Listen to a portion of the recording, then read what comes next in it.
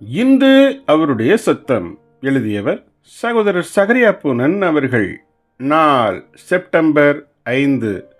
பிறரிடம் மன்னிப்பு கேட்கும் தாழ்மை வேண்டும். நாம் ஏன் ஒரு பரிசுத்தமுள்ள தேவனுக்கு முன்பாக பாவங்களை அறிக்கை செய்வதை எளிதாகவும் ஒரு பரிசுத்தமற்ற சகோதரனிடம் பாவங்களை அறிக்கை செய்வதை கஷ்டமாகவும் எடுத்துக்கொள்கிறோம்? மத்தேயு 5:24. இது எப்படி சாத்தியமாகும்? அதற்கு ஒரே காரணம் யாதெனில், நம் அறைக்கு சென்று தேவனிடம் அறிக்கை செய்வதாக எண்ணிக்கொள்ளுகிற நாம் உண்மையில் அவைகளை நமக்கு நாமே தான் அறிக்கை செய்து கொள்கிறோம்.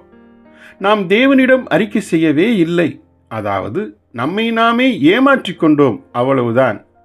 நீங்கள் உண்மையாகவே தேவனுக்கு முன்பாக உங்களை தாழ்த்தி இருக்கிறீர்களா என்பதற்கான பரீட்சை, நீங்கள் தீங்கிழைத்த மனுஷரிடமும் சென்று மன்னிப்பு கேட்க விரும்பி இருக்கிறீர்களா என்பதிலேயே அடங்கியுள்ளது.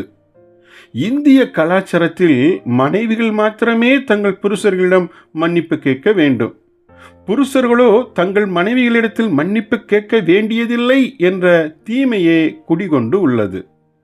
ஏதோ ஆண் புருஷர்கள் வானத்திலிருந்து குதித்தவர்கள் போல தோற்றத்தை உண்டாக்கிவிட்டார்கள். நான் மன்னிப்பு கேட்க வேண்டுமென்றால் அங்கே உயர்ந்தவன் தாழ்ந்தவன் என்ற பேச்சுக்கே இடமில்லை. நீங்கள் உங்கள் அலுவலகத்தில் டைரக்டராக கூட இருக்கலாம். டைரக்டராகிய நீங்கள் உங்கள் அலுவலகத்தின் பியூனுக்கு தீங்கிழைப்பீர்கள் என்றால், உங்களை தாழ்த்தி அப்பியூனிடம் சென்று, நான் வருந்துகிறேன், இது என்னுடைய தவறுதான், என்னை மன்னித்துக் கொள்ளுங்கள் என்று கூறத்தான் வேண்டும். இதற்கு குறைவானது எதுவும் உண்மை கிறிஸ்தவம் ஆகாது. இன்று அநேக சபைகளில் ஒருவருக்கொருவர் உள்ள உறவுகளில் விரிசல் கொண்டிருக்கும் ஜனங்கள் தங்கள் பிரச்சனைகளை சுமூகமாய் தீர்த்து கொள்வதற்கு ஒருவரையொருவர் அணுகுவதே இல்லை. இன்னொருவர் மீது கசப்பை வைத்துக்கொண்டு அவர்களை சந்தித்து சரி செய்திட இவர்கள் ஒருபோதும் செல்ல மாட்டார்கள். இருப்பினும் இப்படிப்பட்டவர்கள் தங்களை கிறிஸ்தவர்கள் என வாய்க்கூசாமல் சொல்லிக் கொள்ளுகிறார்கள். ஆம், இவர்கள் கிறிஸ்தவர்கள் அல்லவே அல்ல.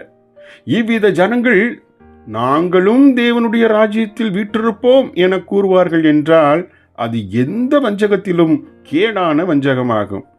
நாமோ மன்னிப்பு கேட்க தாழ்மைப்பட கடவோம். ஜெபிப்போமா?